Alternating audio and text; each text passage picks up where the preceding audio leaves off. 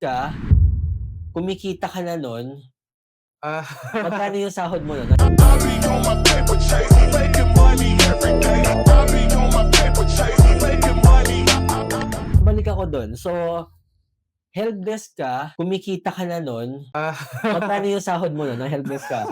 well, nag-start ako mag-work 2012. Oo, 2012, as yun oo. nga IT helpdesk 'no, pero Magkano ng sahod ng mga helpdesk nun before? grabe, ang ano ko nun dati is 11,000. Pero that time hindi pa 11,000. exempted sa tax yun, 'di ba? Kasi nito May lang naman, bawas pa. oo, so So, may tax pa yun. siguro Ah, 4,000 to 5,000 per cut off. mga gano'n, oo, malaki na nga yun, parang ang Oo, tingin ko mga 3,500 to 4,000 mga gano'n. Basta yun bawasan mo na lang ng tax yung 11,000, oo, yun na. 12,000. So napakaliit, tapos nagwo-work ka pa sa ako taga Marikina ako 'no, Oo. so nagwo-work ako sa Boni.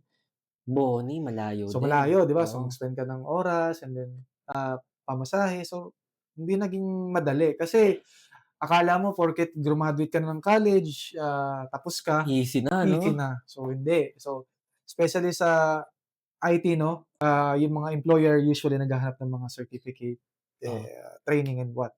Pero hindi naman niya agad yung naging priority mo 'di ba, usually oo. ang priority mo is maghanap na ng work. Oh, so after mo maka-graduate pala nun, mabalik ako, after mo maka-graduate, nakapasok ka ba kaagad sa ano, dun sa position na in-applyan mo and ano yung background ba nitong company na 'to? Ano yun, telco, yes Telco telco, din, yes telco. okey. So, from telco ka na nun, so helpdesk. So ilang months ka bago makapasok dito? Na kung natatandaan mo, pahirapan ba mag-apply nun nung time na yun? Anong year 'to, 2022?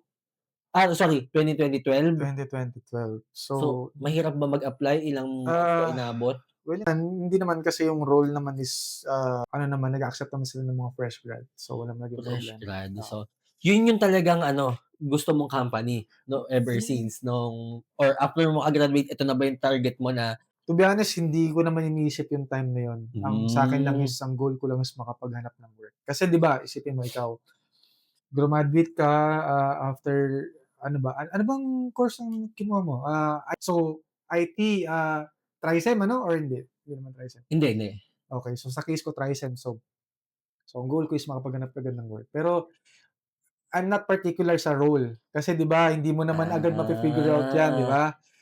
Ikaw as, fresh grad, ang goal mo is 'yun, makahanap ka ng work related kahit papaano sa course mo, 'di oo, ba? tama, tama. Eh, sa akin naman, that's the advantage siguro, yun yung advantage guys ng, mag-i-intern kayo sa talagang Oo, related oo, sa oo, ano mo. Kasi tama. iba, for example, IT ka, magte-take ka ng internship sa related sa financials or mga staff ka lang na uutusan ka na Hmm, wala namang masama dun. oo, Pero ang, kagandahan kasi ng magte-take ka ng internship sa related sa path mo, sa IT hmm, mo, na-e-expose ka, eh. oo, So, oo, katulad ko nagkaka-idea ka na. So, oo, katulad nagkaka-idea ka na. ko, bago pa lang ako grumaduate, nung during ng internship ko, alam ko na, "Uy, shit, ito yung gusto ko na Oo, path, okey, networking." Kahit okey. wala akong idea kung paano tumatakbo kaya nga nag-enroll kaagad ako ng bootcamp, Hmm, ng training para at least ma-familiarize ako dun sa ano,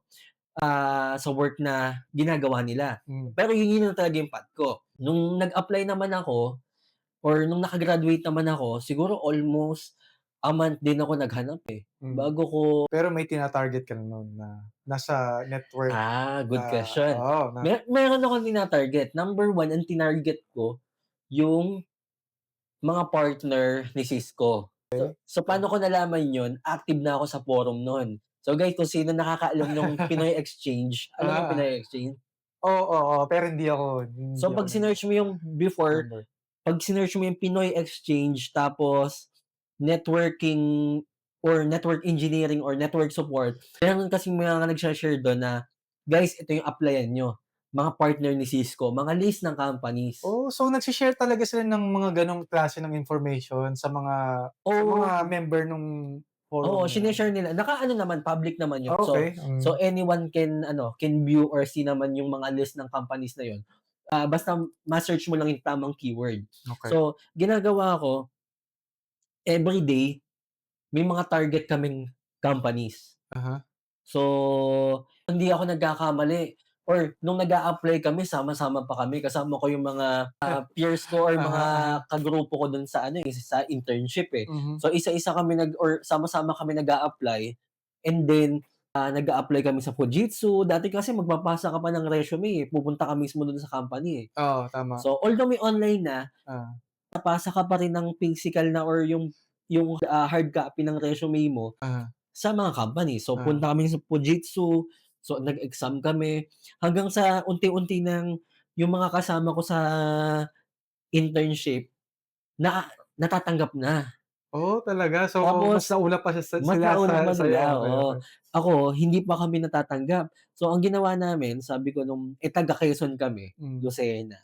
So, sabi ko, "Uy, hiwalay tayo dito para at least walang masyadong kakumpetensya." hmm. So, yun apply, then may mga target na ako everyday, siguro mga 50 to 50 to 100 or hindi ako nagkakamali 20 to 50 siguro companies Ah, na ah, Job Street, okey.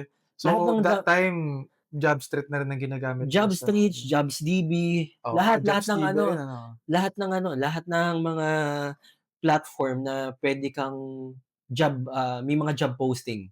Mm, So, yun yung mm, mga ginagamit namin, JobsDB, Jobstreet. hmm. So, ayun, dapat updated ka. LinkedIn hindi ko pa masyado ano, eh, pero may profile na ako nun. Ah, ah, Pero hindi ko pa masyado siya 100% na-u-utilize nun. okey. So, paano ka mabalik ako dun, so may list na ng mga companies. So, ang ginagawa ko, isa-isa ko yung sine-search. Kung may website, Sa internet na 'yan, oo, okey. iisa-isahin mo yun. So, kung may website, Hmm, check mo yung contacts. Kung may contacts dun, try mo i-reach out okey. na tapos i-a-attach mo yung email mo na naghahanap ka ng work, Uh-huh, if ever may mga opening para dito sa particular field na 'to, mhm. I'm interested. Kung hindi 100% na may magre-reply sa'yo, ha. Oo, Oo, kailangan mo na rin i-anticipate na gano'n ano, kasi hindi naman lahat talaga, may opening. Pero yun nga, at least ikaw, good for you, nalaman mo agad yung track na gusto mong puntahan. oo, And sa mga halimbawa, sa mga magiging viewers natin ano, sa mga, oo, ano kaya sa tingin mo ang puwede mong i-advice? Like sa mga fresh grad na, hindi pa nila alam kung anong gusto nilang kasi ang IT 'di ba maraming, it's like broad ano siya, abroad, oo. marami kang puwedeng puntahan na field. Na ano kaya tingin mong ma-a-advice mo sa mga fresh grad na alam mo 'yan, gusto nilang makapasok, sa isang company na, gusto niya na parang magiging inline Mm. sa gusto niyang, track sa IT. Siguro medyo mahirap kasi siya i-ano, eh, magbigay ng kasi iba-iba lahat ng ano, eh, na if ever magugustuhan mo yung specific work or specific na ano na Yeah. so depende sa tao. Mhm. Number one, if ever na wala ka pa talagang experience the best thing to do is to take any job na related sa IT. Uh-huh, So, oh yeah, yeah. 'wag kang mamili. So, kung wala ka pang idea, eh, Oo, tama, so tama. nasa sa'yo na 'yun kung magugustuhan mo or hindi. Mhm, Like for example, ikaw, hmm, nag-start ka as help desk. oo. So, wala kang idea sa networking, wala kang idea Tama, sa systems, wala kang idea sa database, mhm. pero at the end of the day, ang nagustuhan mo, networking. Oh, yes, Like for example ako, wala din naman akong idea about sa networking. hmm, Nung nag-take ako ng internship as help the support, dun ko na nakita na, uy, may networking pala. So, ito yung path na gusto ko. hmm, So, siguro yun yung maa-advice ko na mas maganda, take any opportunity na related sa IT, hmm, pero wag kang magcha-change ng path. So, hindi ka puwedeng maging staff ng ganito, uh-huh, mga uh-huh, back-end, mga or shit na magde-derail sa'yo sa oo, IT field. Kasi may mga gano'n, eh, puwede kang mapunta sa banking, 'di ba puwede kang mapunta sa hmm, banking hmm. or any types of work na call center. Yes, Yun oo. yung ano, eh, yun yung hindi ko naman minamasama yung work ng call center, pero ang mindset ko kasi before, kahit mababa yung sahod ko, Uh-huh, basta nandito ako sa path na 'to, okey. dito ako tataya. Hmm, So yun talaga yung ano, nag-start ako 12, 10 parang 10K nga lang, eh, 10K, eh. Kung ano yung ma-a-advice mo? well, sa'kin siguro siyempre sa mga,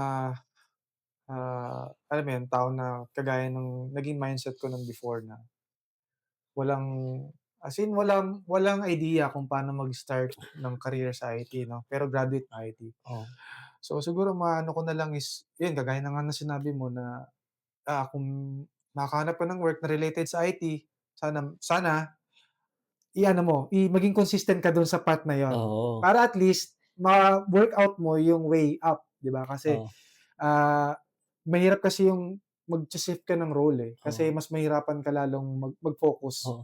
'di Pero ba? pero ano 'to ha, yung pinag-uusapan natin related sa IT, hindi 'to sa mga programmer. Yes, Kasi oo. 'pag nag-CS ka na, Oo, alam mo na talaga na 'pag grumaduate ka gusto mo magiging programmer. The thing here normally, oo, the oo. thing here, ang siguro magiging point na ng decision mo dun is whether ano ba yung ipu-pursue mo, Ah, web na magiging programmer ka, hmm, related sa mga paggagawa ng mga application or mhm, website, yeah, or may specific language ka ba na gusto i-pursue. hmm, So yun yung siguro ano, yung sa'tin kasi 'pag IT kasi masyadong malawak. hmm, Papasok ka or let's say makapasok ka talaga sa IT industry, hmm. yun. And then, so sa pag-a-apply naman, para sa mga fresh grad, so mag-a-apply sila, ngayon kasi marami ng platform, eh, may mga forum na, even naman before may mga forum. Pero ikaw, ano yung mga technique mo sa ano, sa interview? Or for example, hindi sa interview, paano ka nag-a-apply? From application, from interview, paano mo pine-prep, then after ng interview may mga procedure ka ba or paano yung Ah ginagawa mo?